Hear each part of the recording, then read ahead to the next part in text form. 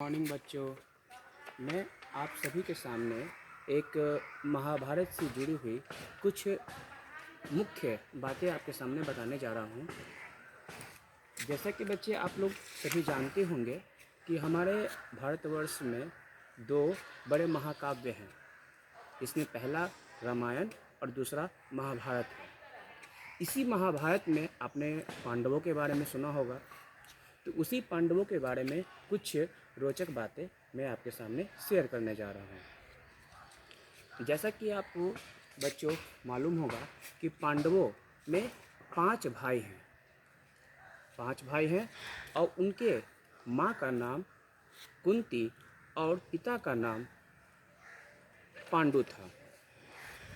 उनके पिता 2 शादी किए हुए थे, जिनमें दूसरी बीवी का नाम माद्री था और पहली बीवी का नाम था कुंती। कुंती से युधिष्ठिर, भीम और अर्जुन होते हैं, और जबकि माद्री से नकुल और सहदेव।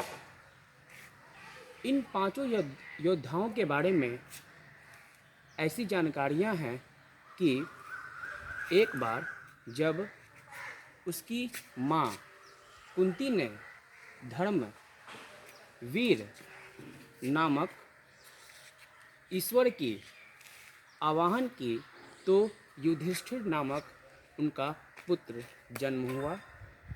इंद्र का जब आवाहन करती है तो उन्हें अर्जुन होता है, और वायु का जब वो आवाहन करती है तो उसे भीम मिलता है। इसी तरीक़ा से माद्री जो है, माद्री अश्विनी कुमारों का आवाहन करती है तो उन्हें 2 पुत्र मिलते हैं, जिसका नाम है नकुल और सहदेव।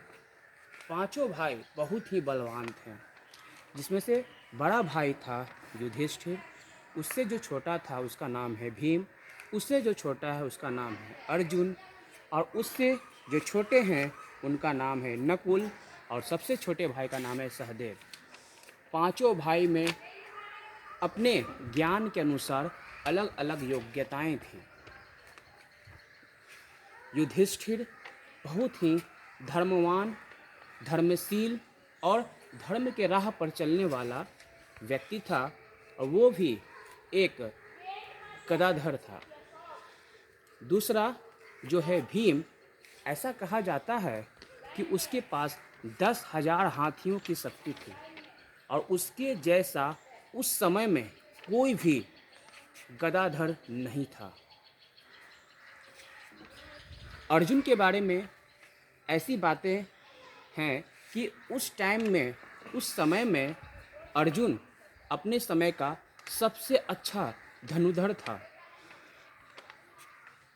उसके बाद नकुल के बारे में बात करते हैं तो नकुल घुड़सवारी में और पशु विशेषज्ञता में उसे काफ़ी ख्याति मिली हुई थी। सहदेव जो कि एक तलवारबाजी में निपुण था, उसके जैसा तलवारबाजी में कोई नहीं था उस समय में। ये सब कुछ बातें थी 5 पांडवों के बारे में,